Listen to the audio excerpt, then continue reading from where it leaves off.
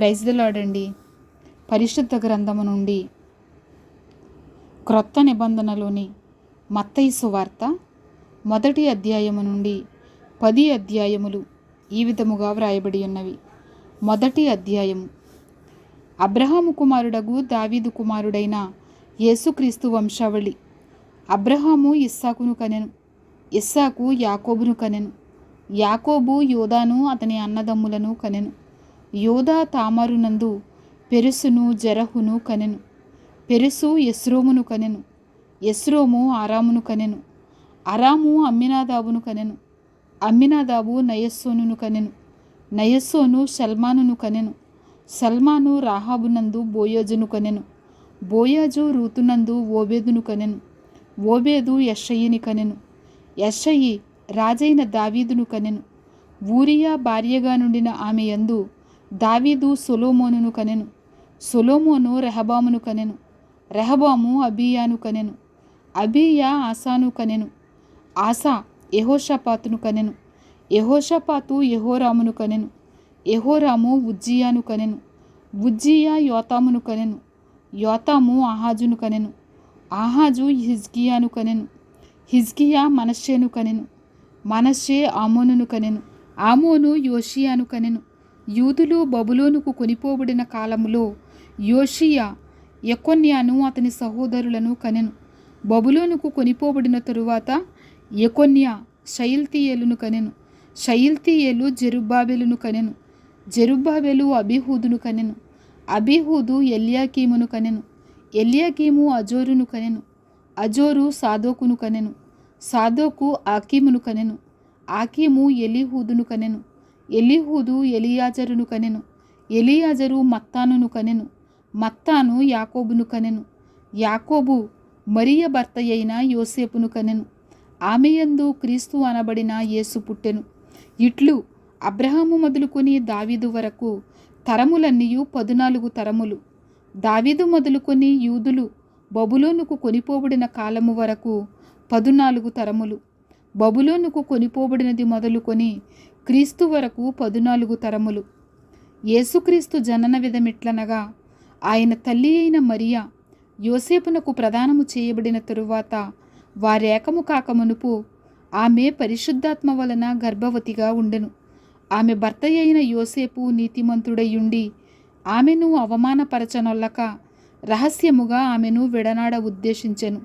అతడు ఈ సంగతులను గూర్చి ఆలోచించుకొనుచుండగా, ఇదిగో ప్రభువు దూత స్వప్నమందు అతనికి ప్రత్యక్షమై, దావీదు కుమారుడవైన యోసేపు, నీ భార్య అయిన మరియను చేర్చుకొనుటకు భయపడుకుము. ఆమె గర్భము ధరించినది, పరిశుద్ధాత్మ వలన కలిగినది. ఆమె ఒక కుమారుని కనును. తన ప్రజలను వారి పాపముల నుండి ఆయనే రక్షించును గనుక ఆయనకు యేసు అను పేరు పెట్టుదువనెను. ఇదిగో కన్యక గర్భవతి అయి కుమారుని కనును, ఆయనకు ఇమ్మానుయేలను పేరు పెట్టుదురు అని ప్రభువు తన ప్రవక్త ద్వారా పలికిన మాట నెరవేరునట్లు ఇదంతయు జరిగెను. ఇమ్మానుయేలను పేరునకు భాషాంతరమున దేవుడు మనకు తోడని అర్థము. యోసేపు నిద్రమేలుకొని ప్రభువు దూత తనకు ఆజ్ఞాపించిన ప్రకారము చేసి తన భార్యను చేర్చుకొని ఆమె కుమారుని కను వరకు ఆమెను ఎరుగకుండెను. అతడు ఆ కుమారునికి యేసు అను పేరు పెట్టెను. 2వ అధ్యాయము. రాజైన హేరోదు దినముల యందు యోదయ దేశపు బెత్లెహేములో యేసు పుట్టిన పిమ్మట, ఇదిగో తూర్పు దేశపు జ్ఞానులు యెరూషలేమునకు వచ్చి, యూదుల రాజుగా పుట్టినవాడెక్కడ ఉన్నాడు? తూర్పు దిక్కున మేము ఆయన నక్షత్రము చూచి ఆయనను పూజింపవచ్చితిమని చెప్పిరి. హేరోదు రాజు ఈ సంగతి విన్నప్పుడు అతడును అతనితో కూడా యెరూషలేము వారందరూ కలవరపడిరి. కాబట్టి రాజు ప్రధాన యాజకులను, ప్రజలలో ఉండు శాస్త్రులను అందరినీ సమకూర్చి క్రీస్తు ఎక్కడ పుట్టునని వారిని అడిగెను. అందుకు వారు, యోదయ బెత్లెహేములోనే. ఏలయనగా, యోదయ దేశపు బెత్లెహేమా, నీవు యోదా ప్రధానులలో ఎంత మాత్రమును అల్పమైన దానవు కావు. ఇశ్రాయేలను నా ప్రజలను పరిపాలించు అధిపతి నీలో నుండి వచ్చును అని ప్రవక్త ద్వారా వ్రాయబడి ఉన్నదనిరి. అంతట హేరోదు ఆ జ్ఞానులను రహస్యముగా పిలిపించి ఆ నక్షత్రము కనబడిన కాలము వారి చేత పరిష్కారముగా తెలుసుకొని మీరు వెళ్ళి ఆ శిశువు విషయమై జాగ్రత్తగా విచారించి తెలుసుకొనగానే నేననో వచ్చి ఆయనను పూజించున్నట్లు నాకు వర్తమానము తెండని చెప్పి వారిని బెత్లెహేమునకు పంపెను.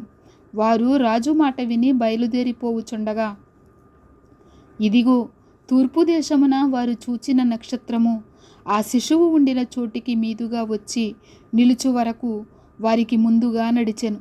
వారు ఆ నక్షత్రమును చూచి అత్యానంద భరితులై ఇంటిలోనికి వచ్చి తల్లి అయిన మరియను ఆ శిశువును చూచి సాగిలపడి ఆయనను పూజించి తమ పెట్టెలు విప్పి బంగారమును, సాంబ్రాణిని, బోళమును కానుకలుగా ఆయనకు సమర్పించిరి. తరువాత హేరోదు నొద్దకు వెళ్ళవద్దని స్వప్నమందు దేవుని చేత బోధింపబడిన వారై వారు మరి ఒక మార్గమున తమ దేశమునకు తిరిగి వెళ్ళిరి. వారు వెళ్ళిన తరువాత ఇదిగో, ప్రభువు దూత స్వప్నమందు యోసేపునకు ప్రత్యక్షమై హేరోదు ఆ శిశువును సంహరింపవలెనని ఆయనను వెదకబోవుచున్నాడు. గనుక నీవు లేచి ఆ శిశువును ఆయన తల్లిని వెంటబెట్టుకొని ఐగుప్తునకు పారిపోయి నేను నీతో తెలియజెప్పు వరకు అక్కడనే యుండుమని అతనితో చెప్పెను. అప్పుడతడు లేచి రాత్రివేళ శిశువును తల్లిని తోడుకొని ఐగుప్తునకు వెళ్ళి ఐగుప్తులో నుండి నా కుమారుని పిలిచి తిని అని ప్రవక్త ద్వారా ప్రభువు సెలవిచ్చిన మాట నెరవేర్చబడినట్లు హేరోదు మరణము వరకు అక్కడ ఉండెను. ఆ జ్ఞానులు తన్ను అపహసించిరని హేరోదు గ్రహించి బహు ఆగ్రహము తెచ్చుకొని తాను జ్ఞానుల వలన వివరముగా తెలుసుకొనిన కాలమును బట్టి బెత్లెహేములోను దాని సకల ప్రాంతములలోనూ 2 సంవత్సరములు మొదలుకొని తక్కువ వయసు గల మగపిల్లలనందరినీ వధించెను. అందువలన రామాలో అంగలార్పు వినబడెను, ఏడ్పును మహారోదన ధ్వనియు కలిగెను. రాహేలు తన పిల్లల విషయమై ఏడ్చుచు వారు లేనందున ఓదార్పు పొందనలకయుండెను అని ప్రవక్త అయిన యిర్మీయా ద్వారా చెప్పబడిన వాక్యము నెరవేరెను. హేరోదు చనిపోయిన తరువాత ఇదిగో, ప్రభువు దూత ఐగుప్తులో యోసేపునకు స్వప్నమందు ప్రత్యక్షమై నీవు లేచి శిశువును తల్లిని తోడుకొని ఇశ్రాయేలు దేశమునకు వెళ్ళుము, శిశువు ప్రాణము తీయజూచుచుండిన వారు చనిపోయిరని చెప్పెను. అప్పుడతడు లేచి శిశువును తల్లిని తోడుకొని ఇశ్రాయేలు దేశమునకు వచ్చెను. అయితే అర్కెలాయు తన తండ్రి అయిన హేరోదునకు ప్రతిగా యోదయ దేశము ఏలుచున్నాడని విని అక్కడికి వెళ్ళవెరచి స్వప్నమందు దేవుని చేత బోధింపబడిన వాడై గలిలయ ప్రాంతములకు వెళ్ళి నజరేతను ఊరికి వచ్చి అక్కడ కాపురముండెను. ఆయన నజరేయుడనబడునని ప్రవక్తలు చెప్పిన మాట నెరవేరునట్లు ఎలాగు జరిగెను. 3వ అధ్యాయము. ఆ దినములయందు బాప్తిస్మమిచ్చు యోహాను వచ్చి పరలోక రాజ్యము సమీపించి ఉన్నది, మారు మనసు పొందుడని యోదయ అరణ్యములో ప్రకటించుచుండెను. ప్రభువు మార్గము సిద్ధపరచుడి, ఆయన త్రోవలు సరాళము చేయుడని అరణ్యములో కేకవేయునొకని శబ్దము అని ప్రవక్త అయిన యెషయా ద్వారా చెప్పబడిన వాడితడే. ఈ యోహాను ఒంటె రోమముల వస్త్రమును మొల చుట్టూ తోలు దట్టియు ధరించుకునివాడు, మిడతలను అడవి తేనెయు అతనికి ఆహారము. ఆ సమయమున యెరూషలేము వారును యోదయ వారందరును యోర్దాను నదీ ప్రాంతముల వారందరును అతని యొద్దకు వచ్చి తమ పాపములు ఒప్పుకొనుచు యోర్దాను నదిలో అతని చేత బాప్తిస్మము పొందుచుండిరి. అతడు పరిసయ్యులలోను సద్దూకయ్యులలోను అనేకులు బాప్తిస్మము పొందవచ్చుట చూచి, సర్పసంతానమా, రాబోవు ఉగ్రతను తప్పించుకొనుటకు మీకు బుద్ధి చెప్పిన వాడెవడు? మారు మనసుకు తగిన ఫలము ఫలించుడి. అబ్రహాము మాకు తండ్రి అని మీలో మీరు చెప్పుకొన తలంచవద్దు. దేవుడు ఈ రాళ్ల వలన అబ్రహామునకు పిల్లలను పుట్టింపగలడని మీతో చెప్పుచున్నాను. ఇప్పుడే గొడ్డలి చెట్ల వేరున ఉంచబడి ఉన్నది గనుక మంచి ఫలము ఫలింపని ప్రతి చెట్టును నరకబడి అగ్నిలో వేయబడును. మారు మనసు నిమిత్తము నేను నీళ్లలో మీకు బాప్తిస్మమిచ్చుచున్నాను. అయితే నా వెనుక వచ్చుచున్నవాడు నాకంటే శక్తిమంతుడు, ఆయన చెప్పులు మోయుటకైనను నేను పాత్రుడను కాను. ఆయన పరిశుద్ధాత్మలోను అగ్నితోనూ మీకు బాప్తిస్మమిచ్చును. ఆయన చేట ఆయన చేతిలో ఉన్నది. ఆయన తన కళ్ళమును బాగుగా శుభ్రము చేసి గోధుమలను కొట్టులో పోసి ఆరని అగ్నితో పొట్టును కాల్చివేయునని వారితో చెప్పెను.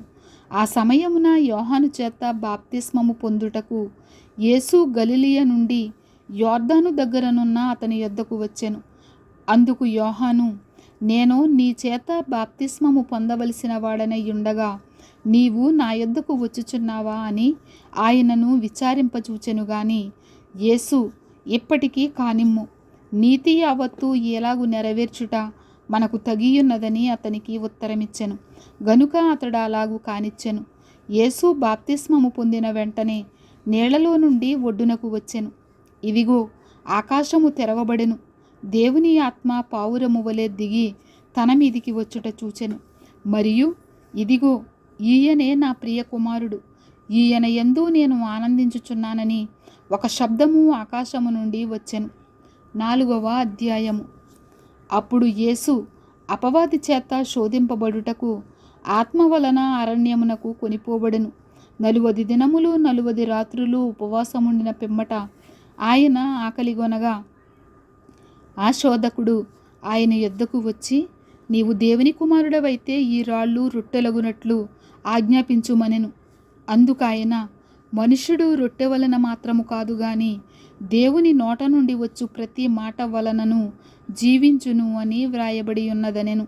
అంతటా అపవాది పరిశుద్ధ పట్టణమునకు ఆయనను తీసుకొని పోయి దేవాలయ శిఖరమున ఆయనను నిలువబెట్టి, నీవు దేవుని కుమారుడవైతే క్రిందికి దుముకుము, ఆయన నిన్ను గూర్చి తన దూతలకు ఆజ్ఞాపించును, నీ పాదం ఎప్పుడైనను రాతికి తగలకుండా వారు నిన్ను చేతులతో ఎత్తుకొందురు అని వ్రాయబడి ఉన్నదని ఆయనతో చెప్పెను. అందుకు యేసు, ప్రభువైన నీ దేవుని నీవు శోధింపవలదని మరి ఒక చోట వ్రాయబడి ఉన్నదని వానితో చెప్పెను. మరలా అపవాది మిగుల ఎత్తైన ఒక కొండ మీదికి ఆయనను తోడుకొని పోయి ఈ లోకరాజ్యములన్నిటినీ వాటి మహిమను ఆయనకు చూపి, నీవు సాగిలపడి నాకు నమస్కారము చేసిన ఎడల వీటన్నిటినీ నీకిచ్చెదనని ఆయనతో చెప్పగా, యేసు వానితో, సాతానా, పొమ్ము, ప్రభువైన నీ దేవునికి మ్రొక్కి ఆయనను మాత్రము సేవింపవలెను అని వ్రాయబడి ఉన్నదనెను. అంతటా అపవాది ఆయనను విడిచిపోగా ఇదిగో, దేవదూతలు వచ్చి ఆయనకు పరిచర్య చేసిరి. యోహాను చెరపట్టబడినని యేసు విని గలిలయకు తిరిగి వెళ్ళి నజరేతు విడిచి జెబూలూను నఫ్తాలియను దేశముల ప్రాంతములలో సముద్ర తీరమందలి కపెర్నహూమునకు వచ్చి కాపురముండెను. జెబూలూను దేశమును నఫ్తాలి దేశమును యొర్దానుకు ఆవలనున్న సముద్ర తీరమున అన్యజనులు నివసించు గలిలయయు చీకటిలో కూర్చుండియున్న ప్రజలను గొప్ప వెలుగు చూచిరి. మరణ ప్రదేశములోను మరణఛాయలోను కూర్చుండియున్న వారికి వెలుగు ఉదయించెను అని ప్రవక్త అయిన యెషయా ద్వారా పలుకబడినది నెరవేరునట్లు ఇలాగు జరిగెను. అప్పటి నుండి యేసు పరలోక రాజ్యము సమీపించి ఉన్నది గనుక మారు మనసు పొందుడని చెప్పుచు ప్రకటింప మొదలుపెట్టెను. యేసు గలిలయ సముద్ర తీరమున నడుచుచుండగా పేతురనబడిన సీమోను, అతని సహోదరుడైన అంద్రెయ అను 2 సహోదరులు సముద్రములో వలవేయుట చూచెను. వారు జాలరులు. ఆయన, నా వెంబడి రండి, నేను మిమ్మును మనుషులను పట్టు జాలరులుగా చేతునని వారితో చెప్పెను. వెంటనే వారు తమ వలలు విడిచి పెట్టి ఆయనను వెంబడించిరి. ఆయన అక్కడ నుండి వెళ్ళి జెబెదయి కుమారుడైన యాకోబు, అతని సహోదరుడైన యోహాను అను మరి 2 సహోదరులు తమ తండ్రి అయిన జెబెదయి యొద్ద దోణిలో తమ వలలు బాగు చేసుకొనుచుండగా చూచి వారిని పిలిచెను. వెంటనే వారు తమ దోణెను తమ తండ్రిని విడిచిపెట్టి ఆయనను వెంబడించిరి. యేసు వారి సమాజ మందిరములలో బోధించుచు దేవుని రాజ్యమును గూర్చిన సువార్తను ప్రకటించుచు ప్రజలలోని ప్రతి వ్యాధిని రోగమును స్వస్థపరుచుచు గలిలయ యందంతటా సంచరించెను. ఆయన కీర్తి సిరియా దేశమంతటా వ్యాపించెను. నానా విధములైన రోగముల చేతను వేదనల చేతను పీడింపబడిన వ్యాధిగ్రస్తులనందరినీ, దయ్యము పట్టిన వారిని, చాంద్ర రోగులను, పక్షవాయువు గలవారిని వారు ఆయన యొద్దకు తీసుకుని రాగా ఆయన వారిని స్వస్థపరిచెను. గలిలయ, దెకపొలి, యెరూషలేము, యూదయ అను ప్రదేశముల నుండి యొర్దానునకు అవతల నుండి బహు జనసమూహములు ఆయనను వెంబడించెను. 5వ అధ్యాయము. ఆయన ఆ జనసమూహములను చూచి కొండ ఎక్కి కూర్చుండగా ఆయన శిష్యులు ఆయన యొద్దకు వచ్చిరి. అప్పుడు ఆయన నోరు తెరిచి ఏలాగు బోధింపసాగాను. ఆత్మ విషయమై దీనులైన వారు ధన్యులు, పరలోక రాజ్యము వారిది. దుఃఖపడు వారు ధన్యులు, వారు ఓదార్చబడుదురు. సాత్వికులు ధన్యులు, వారు భూలోకమును స్వతంత్రించుకొందురు. నీతి కొరకు ఆకలి దప్పులు గలవారు ధన్యులు, వారు తృప్తిపరచబడుదురు. కనికరము గలవారు ధన్యులు, వారు కనికరము పొందుదురు. హృదయశుద్ధి గలవారు ధన్యులు, వారు దేవుని చూచెదరు. సమాధానపరచువారు ధన్యులు, వారు దేవుని కుమారులనబడుదురు.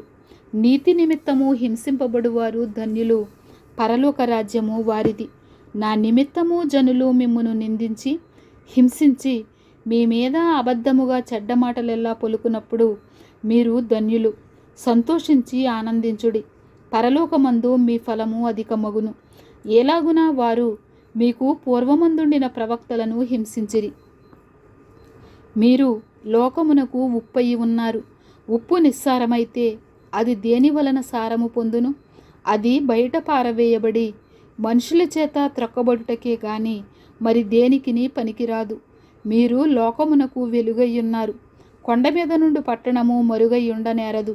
మనుషులు దీపము వెలిగించి కొంచెము క్రింద పెట్టరు గాని అది ఇంట నుండి వారికందరికీ వెలిగించుటకై దీపస్తంభము మీదనే పెట్టుదురు. మనుష్యులు మీ సత్క్రియలను చూచి పరలోకమందున్న మీ తండ్రిని మహిమపరచునట్లు వారి ఎదుట మీ వెలుగు ప్రకాశింపనీయుడి. ధర్మశాస్త్రమునైనను ప్రవక్తల వచనములనైనను కొట్టివేయవచ్చితినని తలంచవద్దు. నెరవేర్చుటకే గాని కొట్టివేయుటకు నేను రాలేదు. ఆకాశమును భూమియు గతించిపోయిననే గాని ధర్మశాస్త్రమంతయు నెరవేరు వరకు దాని నుండి ఒక పొల్లైనను ఒక సున్నయైనను తప్పిపోదని నిశ్చయముగా మీతో చెప్పుచున్నాను. కాబట్టి ఈ ఆజ్ఞలలో మిగుల అల్పమైన ఒకదానినైనను మీరి మనుషులకు అలాగున చేయ బోధించువాడెవడో వాడు పరలోక రాజ్యములో మిగుల అల్పుడనబడును. అయితే వాటిని గైకొని బోధించువాడెవడో వాడు పరలోక రాజ్యములో గొప్పవాడనబడును. శాస్త్రుల నీతి కంటెను పరిసయ్యుల నీతి కంటెను మీ నీతి అధికము కాని ఎడల మీరు పరలోక రాజ్యములో ప్రవేశింపనేరని మీతో చెప్పుచున్నాను. నరహత్య చేయవద్దు, నరహత్య చేయువాడు విమర్శకు లోనగునని పూర్వీకులతో చెప్పబడిన మాట మీరు విన్నారు కదా. నేను మీతో చెప్పునదేమనగా తన సహోదరుని మీద కోపపడు ప్రతివాడు విమర్శకు లోనగును. తన సహోదరుని చూచి వ్యర్థుడా అని చెప్పువాడు మహాసభకు లోనగును. ద్రోహి అని చెప్పువాడు నరకాగ్నికి లోనగును.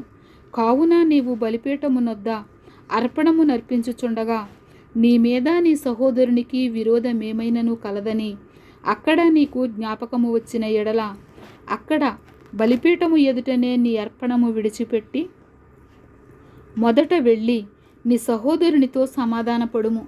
అటు తరువాత వచ్చి నీ అర్పణము అర్పింపుము. నీ ప్రతివాదితో నీవును త్రోవలో ఉండగానే త్వరగా వానితో సమాధానపడుము. లేని ఎడల ఒకవేళ నీ ప్రతివాది నిన్ను న్యాయాధిపతికి అప్పగించును, న్యాయాధిపతి నిన్ను బంట్రోతుకు అప్పగించును. అంతటా నీవు చెరసాలలో వేయబడుదువు. కడపటి కాసు చెల్లించు వరకు అక్కడ నుండి నీవు వెలుపలికి రానేరవని నీతో నిశ్చయముగా చెప్పుచున్నాను. వ్యభిచారము చేయవద్దని చెప్పబడిన మాట మీరు విన్నారు కదా.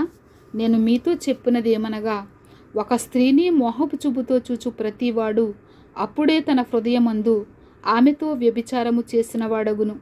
నీ కుడికన్ను నిన్ను అభ్యంతరపరిచిన ఎడల దాని పెరికి నీ యొద్ద నుండి పారవేయుము.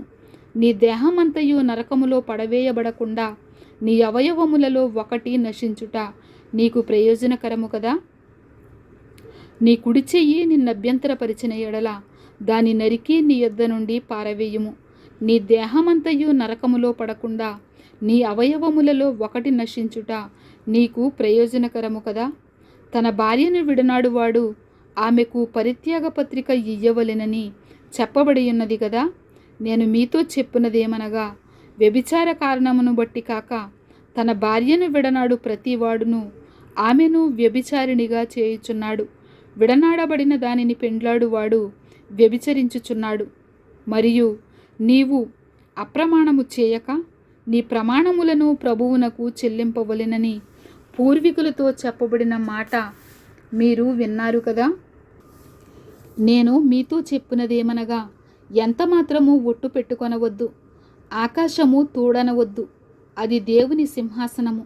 భూమి తోడనవద్దు, అది ఆయన పాదపీఠము. యెరూషలేము తోడనవద్దు, అది మహారాజు పట్టణము. నీ తల తోడని ఒట్టు పెట్టుకొనవద్దు. నీవు ఒక వెంట్రుకనైనను తెలుపుగా గాని నలుపుగా గాని చేయలేవు. మీ మాట అవునంటే అవును, కాదంటే కాదు అని ఉండవలెను. వీటికి మించినది దుష్టుని నుండి పుట్టునది. కంటికి కన్ను పంటికి పళ్ళు అని చెప్పబడిన మాట మీరు విన్నారు కదా. నేను మీతో చెప్పినదేమనగా, దుష్టుని ఎదిరింపగా నిన్ను కుడి చెంప మీద కొట్టువాని వైపునకు ఎడమ చెంప కూడా త్రిప్పుము. ఎవడైనా నీ మీద వ్యాజ్యము వేసి నీ అంగీ తీసుకొనగోరిన ఎడల వానికి నీ పైవస్త్రము కూడా ఇచ్చివేయుము. ఒకడు 1 మైలు దూరము రమ్మని నిన్ను బలవంతము చేసిన ఎడల వానితో కూడా 2 మైళ్ళు వెళ్ళుము. నిన్ను అడుగు వానికిమ్ము. నిన్ను అప్పు అడుగగోరు వాని నుండి నీ ముఖము త్రిప్పుకొనవద్దు. నీ పొరుగువాని ప్రేమించి నీ శత్రువును ద్వేషించుమని చెప్పబడిన మాట మీరు విన్నారు కదా. నేను మీతో చెప్పినదేమనగా, మీరు పరలోకమందున్న మీ తండ్రికి కుమారులయుండునట్లు మీ శత్రువులను ప్రేమించుడి. మిమ్మును హింసించు వారి కొరకు ప్రార్థన చేయుడి.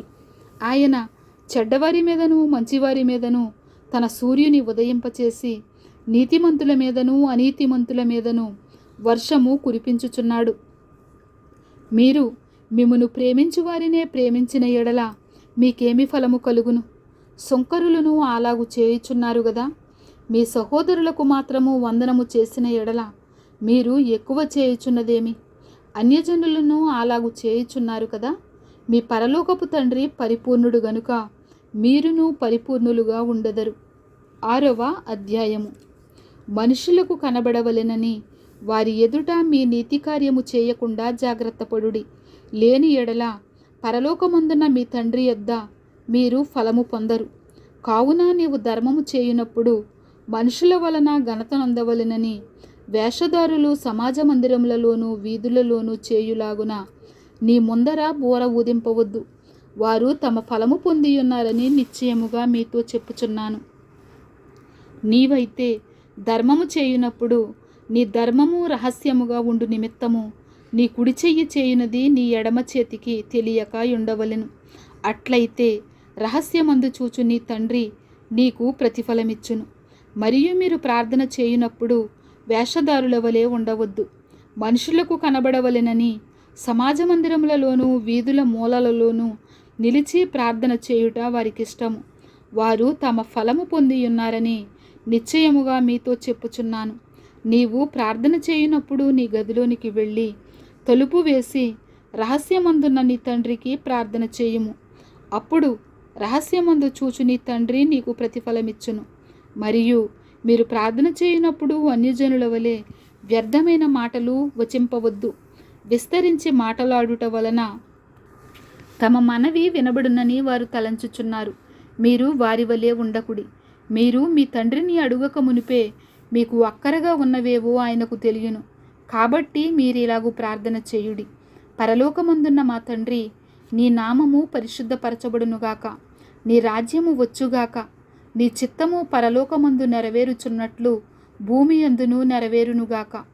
మా అనుదిన ఆహారము నేడు మాకు దయచేయుము. మా రుణస్థులను మేము క్షమించి ఉన్న ప్రకారము మా రుణములు క్షమించుము. మమ్మును శోధనలోనికి తేక దుష్టుని నుండి మమ్మను తప్పించుము. మనుషుల అపరాధములను మీరు క్షమించిన ఎడల మీ పరలోకపు తండ్రియు మీ అపరాధములను క్షమించును. మీరు మనుష్యుల అపరాధములను క్షమింపకపోయిన ఎడల మీ తండ్రియు మీ అపరాధములను క్షమింపడు. మీరు ఉపవాసము చేయునప్పుడు వేషధారుల వలె దుఃఖముకులై ఉండకుడి. తాము ఉపవాసము చేయుచున్నట్లు మనుషులకు కనబడవలెనని వారు తమ ముఖములను వికారము చేసుకుందురు. వారు తమ ఫలము పొందియున్నారని నిశ్చయముగా మీతో చెప్పుచున్నాను. ఉపవాసము చేయుచున్నట్లు మనుషులకు కనబడవలెనని కాక రహస్యమందున నీ తండ్రికే కనబడవలెనని నీవు ఉపవాసము చేయునప్పుడు నీ తల అంటుకొని నీ ముఖము కడుగుకొనుము. అప్పుడు రహస్యమందు చూచుచున్న నీ తండ్రి నీకు ప్రతిఫలమిచ్చును. భూమి మీద మీ కొరకు ధనమును కూర్చుకొనవద్దు. ఇక్కడ చిమ్మెటయు తుప్పును తినివేయును, దొంగలు కన్నము వేసి దొంగిలెదరు. పరలోకమందు మీ కొరకు ధనమును కూర్చుకొనుడి. అచ్చట చిమ్మెటయైనను తుప్పైనను దాని తినివేయదు, దొంగలు కన్నము వేసి దొంగిలరు. నీ ధనమెక్కడ నుండునో అక్కడనే నీ హృదయము ఉండును. దేహమునకు దీపము కన్నే గనుక నీ కన్ను తేటగా ఉండిన ఎడల నీ దేహమంతయు వెలుగుమయమయ్యుండును. నీ కన్ను చెడినదైతే నీ దేహమంతయు చీకటిమయమయ్యుండును. నీలో ఉన్న వెలుగు చీకటి అయ్యుండిన ఎడల ఆ చీకటి ఎంతో గొప్పది. ఎవడునో ఇద్దరు యజమానులకు దాసుడుగా ఉండనేరడు. అతడు ఒకని ద్వేషించి ఒకని ప్రేమించును, లేదా ఒకని పక్షముగా నుండి ఒకని తృణీకరించును. మీరు దేవునికిని సిరికిని దాసులుగా నుండనేరరు. అందువలన నేను మీతో చెప్పినది ఏమనగా, ఏమి తిందుమో ఏమి త్రాగుదుమో అని మీ ప్రాణమును గూర్చి అయినను, ఏమి ధరించుకుందుమో అని మీ దేహమును గూర్చి అయినను చింతింపకుడి. ఆహారము కంటే ప్రాణమును, వస్త్రము కంటే దేహమును గొప్పవి కావా?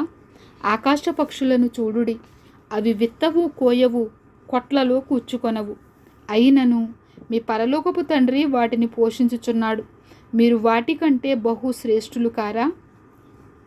మీలో ఎవడు చింతించుట వలన తన ఎత్తు మూరుడెక్కువ చేసుకొనగలడు? వస్త్రములను గూర్చి మీరు చింతింపనేలా? అడవి పువ్వులు ఎలాగూ ఎదుగుచున్నవో ఆలోచించుడి. అవి కష్టపడవు, వడకవు, అయినను తన సమస్త వైభవముతో కూడిన సొలొమోను సహితము వీటిలో నొకదాని వలెనైనను అలంకరింపబడలేదు. నేడుండి రేపు పొయ్యిలో వేయబడు అడవి గడ్డిని దేవుడిలాగూ అలంకరించిన ఎడల అల్ప విశ్వాసులారా, మీకు మరి నిశ్చయముగా వస్త్రములు ధరింపజేయును గదా. కాబట్టి ఏమి తిందుమో ఏమి త్రాగుదుమో ఏమి ధరించుకుందుమో అని చింతింపకుడి. అన్యజనులు వీటన్నిటి విషయమై విచారింతురు. ఇవన్నీ మీకు కావలెనని మీ పరలోకపు తండ్రికి తెలియను. కాబట్టి మీరు ఆయన రాజ్యమును నీతిని మొదట వెదకుడి, అప్పుడవన్నీ మీకు అనుగ్రహింపబడును.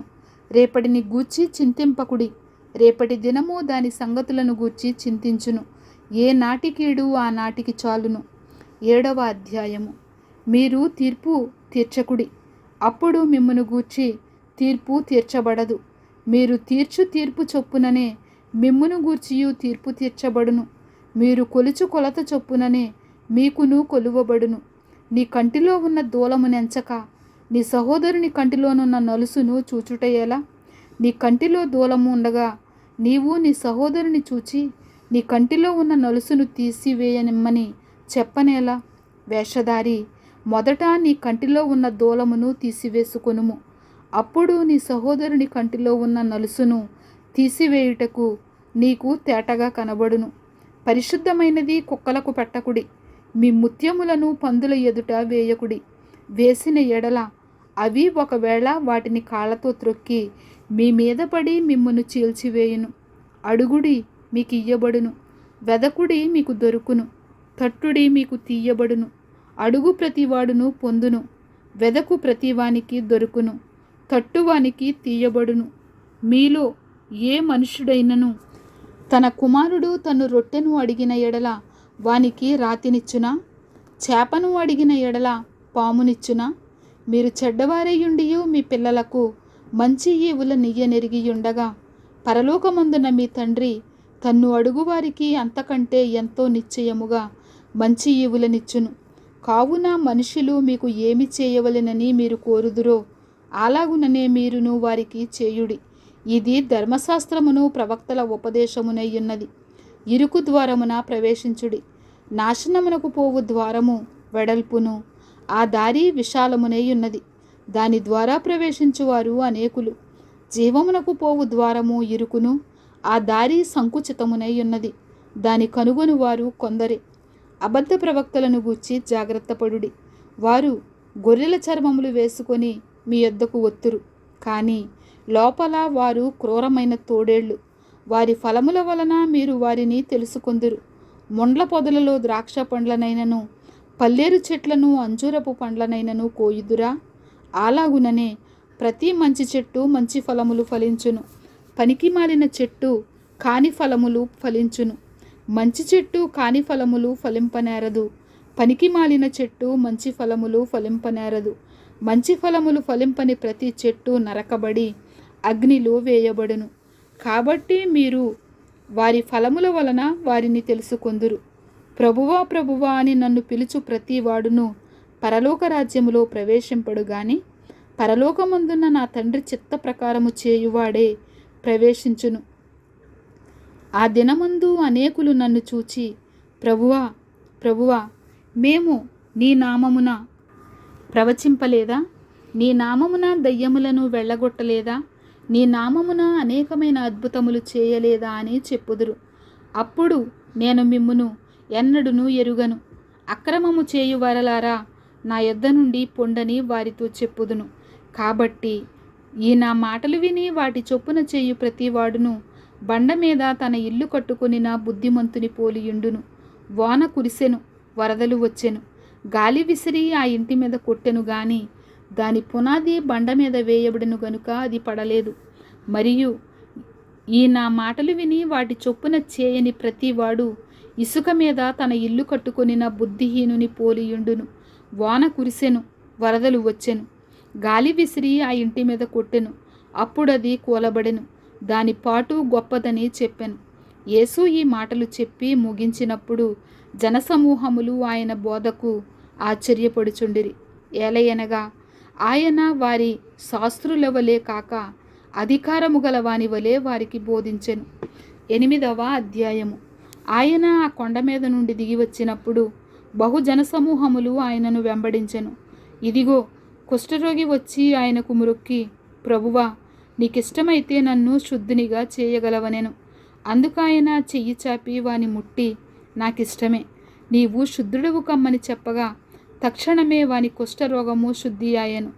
అప్పుడు యేసు, ఎవరితోనూ ఏమీయూ చెప్పకు సుమి, కానీ నీవు వెళ్ళి వారికి సాక్షార్థమై నీ దేహమును యాజకునికి కనబరుచుకొని మోషే నియమించిన కానుక సమర్పించుమని వానితో చెప్పెను. ఆయన కపెర్నహూములో ప్రవేశించినప్పుడు ఒక శతాధిపతి ఆయన యొద్దకు వచ్చి, ప్రభువా, నా దాసుడు పక్షవాయువుతో మిగుల బాధపడుచు ఇంటిలో పడియున్నాడని చెప్పి ఆయనను వేడుకొనెను. యేసు, నేను వచ్చి వాని స్వస్థపరిచెదనని అతనితో చెప్పగా ఆ శతాధిపతి, ప్రభువా, నీవు నా ఇంటిలోనికి వచ్చుటకు నేను పాత్రుడను కాను.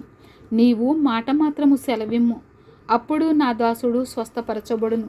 నేను కూడా అధికారమునకు లోబడినవాడను. నా చేతి క్రింద సైనికులున్నారు. నేను ఒకని పొమ్మంటే పోవును, ఒకని రమ్మంటే వచ్చును. నా దాసుని ఈ పని చేయమంటే చేయును అని ఉత్తరమిచ్చెను.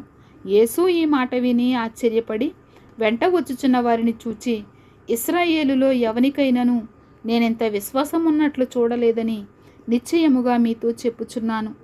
అనేకులు తూర్పు నుండి పడమటి నుండి వచ్చి అబ్రహాముతో కూడాను, ఇస్సాకుతో కూడాను, యాకోబుతో కూడాను పరలోక రాజ్యమందు కూర్చుందురు గాని రాజ్య సంబంధులు వెలుపటి చీకటిలోనికి త్రోయబడుదురు. అక్కడ ఏడుపును పండ్లు కొరుకుటయు ఉండునని మీతో చెప్పుచున్నానెను. అంతట యేసు, ఇక వెళ్ళుము, నీవు విశ్వసించిన ప్రకారము నీకు అవునుగాకని శతాధిపతితో చెప్పెను. ఆగడియలోని అతని దాసుడు స్వస్థత నొందెను. తరువాత యేసు పేతురింట్లో ప్రవేశించి జ్వరముతో పడియున్న అతని అత్తను చూచి ఆమె చెయ్యి ముట్టగా జ్వరము ఆమెను విడిచెను. అంతటా ఆమె లేచి ఆయనకు ఉపచారము చేయసాగెను. సాయంకాలం అయినప్పుడు జనులు దయ్యములు పట్టిన అనేకులను ఆయన యొద్దకు తీసుకొని వచ్చిరి. ఆయన మాట వలన దయ్యములను వెళ్ళగొట్టి రోగుల నెలను స్వస్థపరిచెను. అందువలన ఆయనే మన బలహీనతలను వహించుకొని మన రోగములను భరించెనని ప్రవక్త అయిన యెషయా ద్వారా చెప్పబడినది నెరవేరెను. యేసు తన యొద్దనున్న జనసమూహమును చూచి అద్దరికి వెళ్ళవలెనని ఆజ్ఞాపించెను. అంతటా ఒక శాస్త్రి వచ్చి, బోధకుడా, నీవెక్కడికి వెళ్ళినను నీ వెంట వచ్చేదనని ఆయనతో చెప్పెను. అందుకు యేసు, నక్కలకు బొరియలను ఆకాశ పక్షులకు నివాసములను కలవు గాని మనుష్య కుమారునికి తలవాల్చుకొనుటకైనను స్థలము లేదని అతనితో చెప్పెను. శిష్యులలో మరి ఒకడు, ప్రభువా, నేను మొదట వెళ్ళి నా తండ్రిని పాతిపెట్టుటకు నాకు సెలవిమ్మని ఆయనను అడుగగా యేసు అతని చూచి, నన్ను వెంబడించుము, మృతులు తమ మృతులను పాతిపెట్టుకొననిమ్మని చెప్పెను. ఆయన దోణి ఎక్కినప్పుడు ఆయన శిష్యులు ఆయన వెంట వెళ్ళిరి. అంతటా సముద్రము మీద తుఫాను లేచినందున ఆ దోణి అలల చేత కప్పబడెను. అప్పుడు ఆయన నిద్రించుచుండగా వారు ఆయన యొద్దకు వచ్చి, ప్రభువా, నశించిపోవచ్చున్నాము, మమ్మను రక్షించుమని చెప్పి ఆయనను లేపిరి. అందుకాయన, అల్ప విశ్వాసులారా, ఎందుకు భయపడుచున్నారని వారితో చెప్పి లేచి గాలిని సముద్రమును గద్దింపగా మిక్కిలి నిమ్మళమాయెను. ఆ మనుషులు ఆశ్చర్యపడి, ఈయన ఎట్టివాడో, ఈయనకు గాలియు సముద్రమును లోబడుచున్నవని చెప్పుకొనిరి. ఆయన అద్దరినున్న గదరేనీయుల దేశము చేరగా దయ్యములు పట్టిన 2 మనుషులు సమాధులలో నుండి బయలుదేరి ఆయనకు ఎదురుగా వచ్చిరి. వారు మిగుల ఉగ్రులైనందున ఎవడునూ ఆ మార్గమున వెళ్ళలేకపోయెను. వారు, ఇదిగో దేవుని కుమారుడా, నీతో మాకేమి, కాలము రాకమునిపే మమ్మను బాధించుటకు ఇక్కడికి వచ్చితివా అని కేకలు వేసిరి.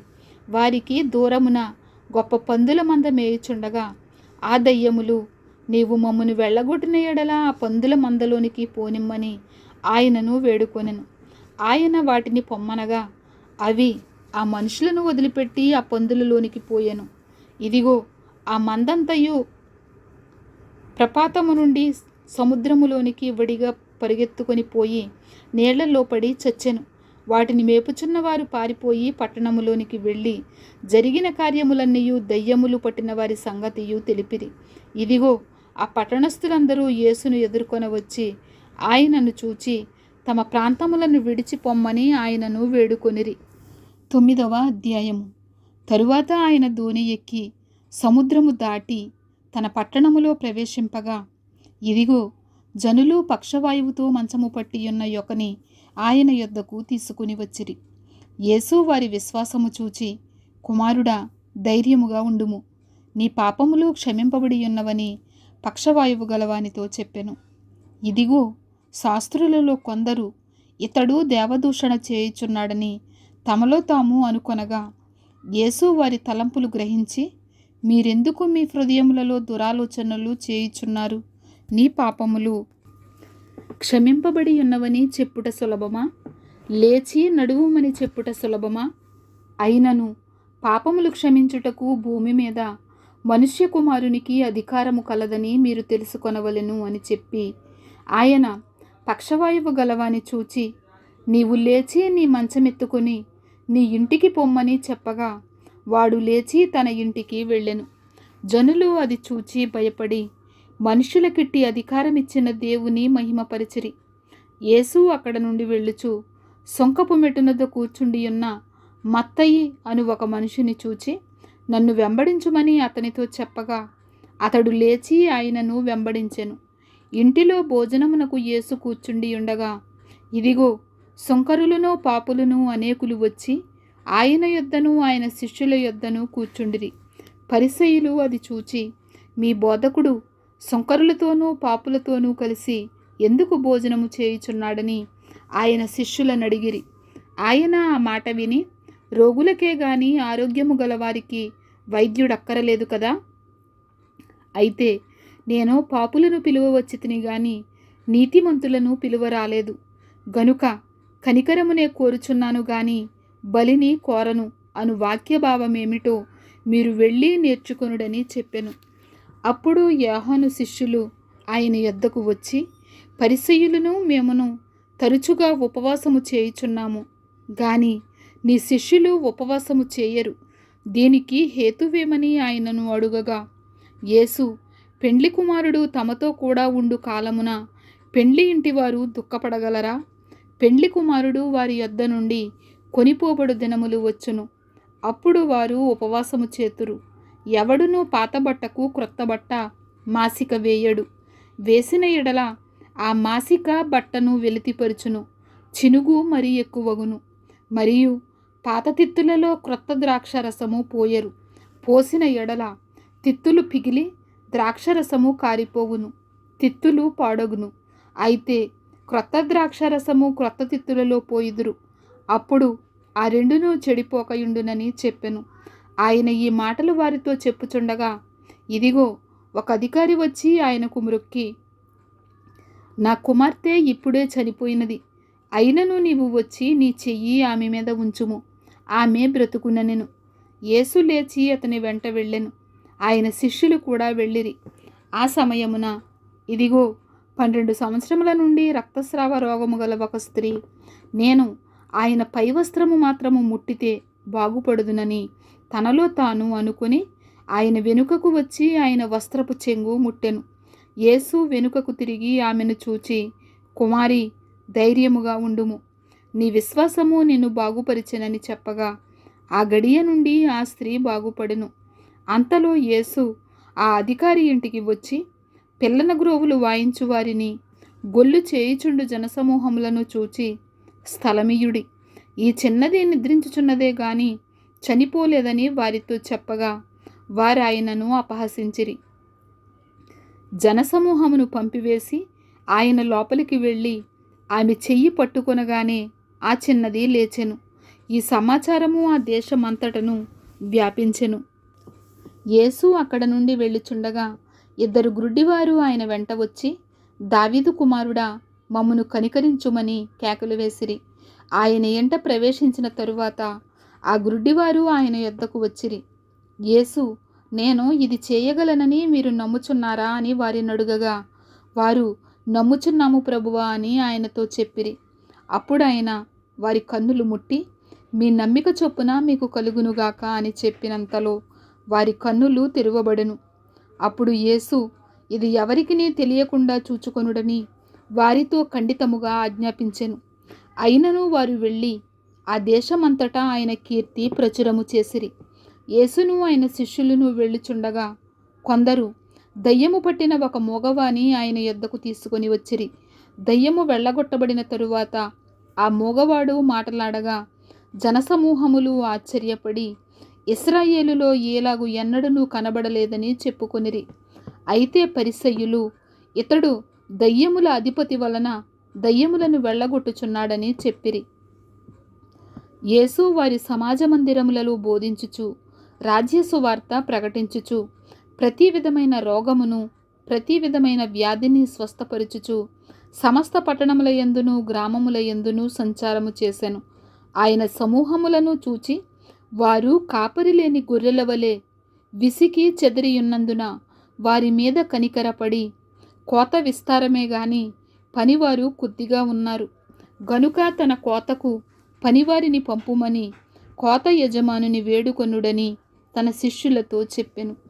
10వ అధ్యాయము.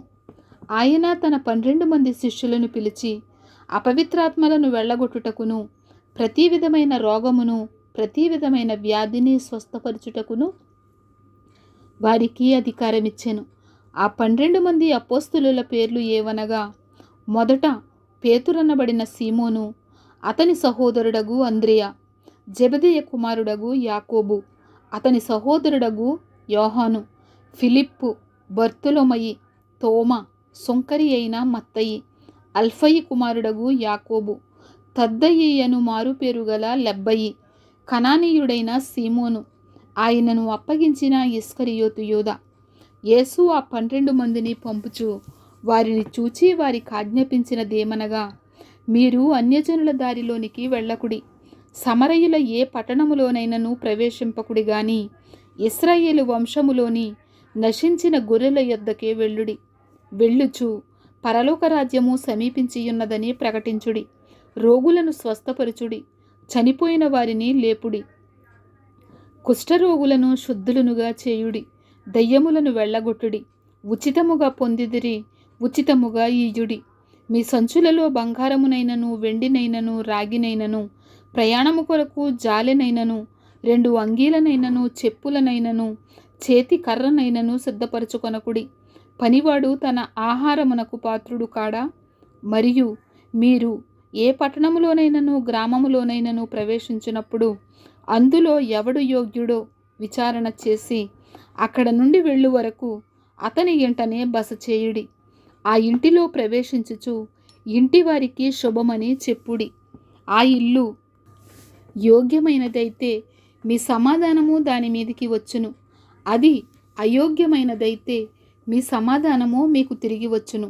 ఎవడైనను మిమ్మును చేర్చుకొనక మీ మాటలు వినకుండిన ఎడల మీరు ఆ ఇంటినైనను ఆ పట్టణమైనను విడిచిపోవునప్పుడు మీ పాదధూళి దులిపివేయుడి. విమర్శ దినమందు ఆ పట్టణపు గతి కంటే సొదొమ గొమొర్రా ప్రదేశముల గతి ఓర్వతగినదయ్యుండునని నిశ్చయముగా మీతో చెప్పుచున్నాను.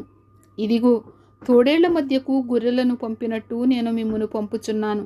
గనుక పాముల వలె వివేకులను, పావురముల వలె నిష్కపటులనయ్యుండుడి. మనుషులను గూర్చి జాగ్రత్తపడుడి. వారు మిమ్మును మహాసభలకు అప్పగించి తమ సమాజ మందిరములలో మిమ్మును కొరడాలతో కొట్టింతురు.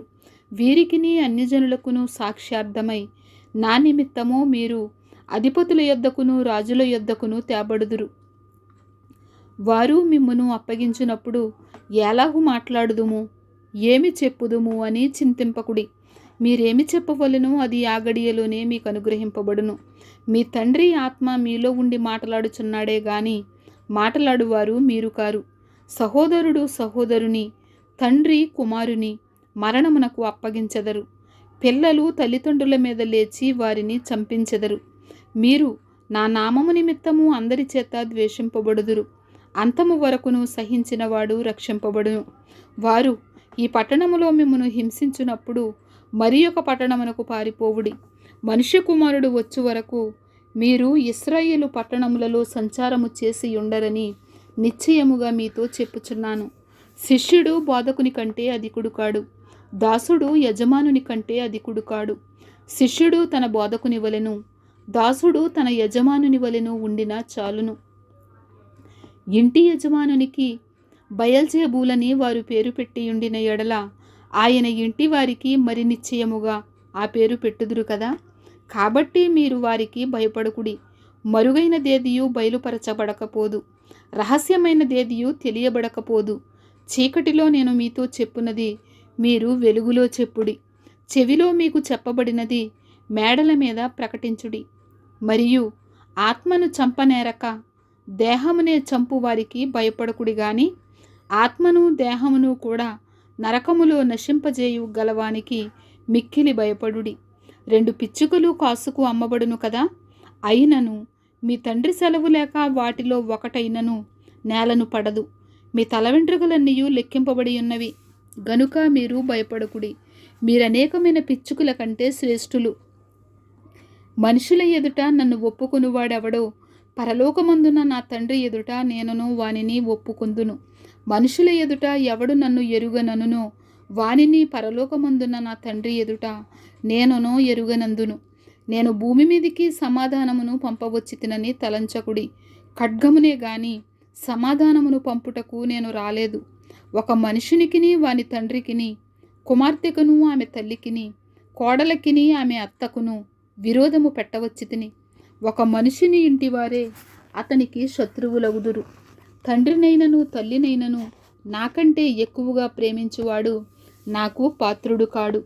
కుమారునినైనను కుమార్తెనైనను నాకంటే ఎక్కువగా ప్రేమించువాడు నాకు పాత్రుడు కాడు. తన సిలువనెత్తుకొని నన్ను వెంబడింపనివాడు నాకు పాత్రుడు కాడు. తన ప్రాణము దక్కించుకొనివాడు దాన్ని పోగొట్టుకొనును గాని నా నిమిత్తము తన ప్రాణము పోగొట్టుకొనివాడు దాన్ని దక్కించుకొనును. మిమ్మును చేర్చుకొనివాడు నన్ను చేర్చుకొనును, నన్ను చేర్చుకొనివాడు నన్ను పంపిన వాని చేర్చుకొనును. ప్రవక్త అని ప్రవక్తను చేర్చుకొనివాడు ప్రవక్త ఫలము పొందును. నీతిమంతుడని నీతిమంతుని చేర్చుకొనివాడు నీతిమంతుని ఫలము పొందును. మరియు శిష్యుడని ఎవడు ఈ చిన్నవారిలో ఒకనికి గిన్నెడు చన్నీళ్లు మాత్రము త్రాగనిచ్చునో వాడు తన ఫలము పోగొట్టుకొనడని నిశ్చయముగా మీతో చెప్పుచున్నాను. ఆమేన్.